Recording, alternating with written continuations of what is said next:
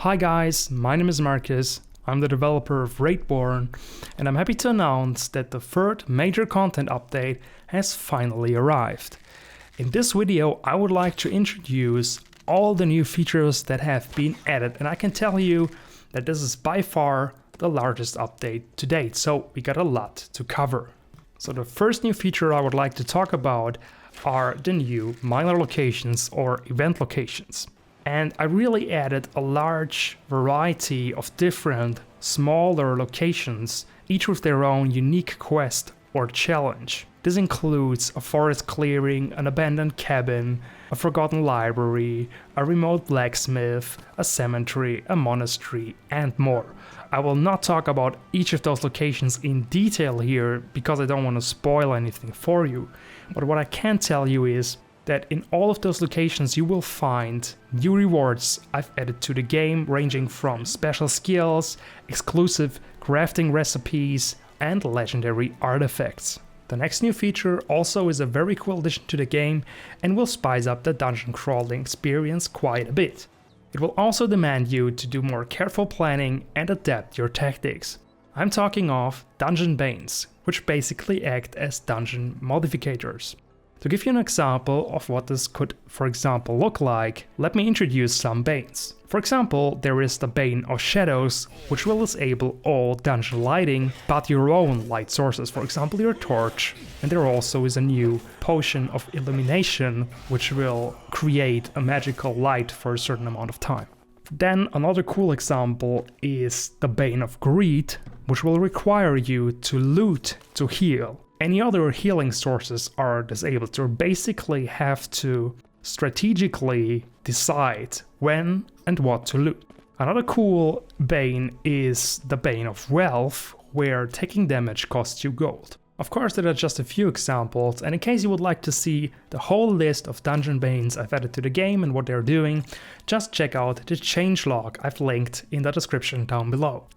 Next, I would like to talk about the new skills I've added to the game. So first of all, I've changed the system of how skill books work, because they now require a learning point to be unlocked. In order to get learning points, you need to read a knowledge tome, which is basically a consumable item, formerly known as reference book and formerly just gave you XP, and will now grant a learning point. Also, skills from skill books, which I refer to as MISC skills, also have a maximum level now, so you can't just, read like hundreds of health skill books or trading skill books and max out this skill into infinity, which actually could cause weird situations where you could actually receive money for buying stuff and things like that. So it makes sense to have maximum level here, and also to balance the whole system, I've added this learning point system.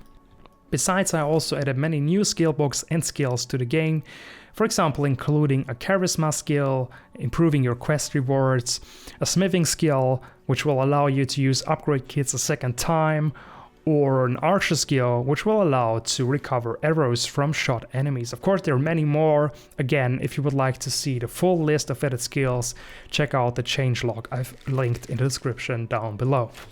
But I've not only added new skills, but also a whole array of new artifacts you can find in the game. This includes swords, axes, hammers, bows, and armors. All of those new artifacts are added to existing fragment quests you already know, where you have to find 3 fragments of a certain artifact to reforge it. Some of those also have been added to the crafting system, which is also a new addition to the game, so some of those artifacts will actually need to get crafted and will require certain resources, and some of them will simply be quest rewards.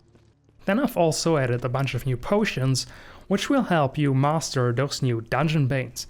This, for example, includes an elixir of cloaking, which will make you less visible and allow you to deal stealth damage more easily. The elixir of illumination I've talked about before, which will definitely be helpful when trying to face the Bane of Shadows. Then we have, for example, an elixir of resistance, which will increase any status effect resistance. Of course, there's some more. Again, you will find the full list in the changelog I've linked down below. And as I know some of you are completionists and love to hunt for achievements, I've added 15 new achievements to the game. They mostly cover features that have been added with this or the last update. I've also removed the unpopular Risen achievement because it was based too much on luck and caused frustration for some players who tried to complete the game 100%. To support some of the new quests and events, I've also added some new enemies and a new animation set for unarmed enemies, like for example the new Lesser Zombie or the Plant Mutant. Then I've also added many changes to the user interface to improve your experience with RAIDBORN.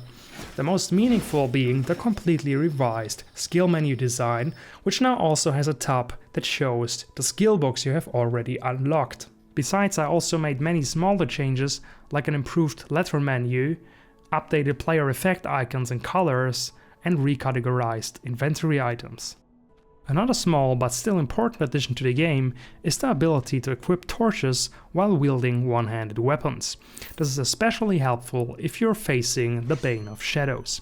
So that's it for the most meaningful and most important changes I made to the game. Of course, there are many more improvements, balancing adjustments and fixes. Again, for a full list of changes, check out the changelog I've linked in the video description down below. I really hope you enjoy playing the new update and I'm really excited to see how it will be received. So feel free to share your feedback and as always, stay cool and keep looting. Too easy.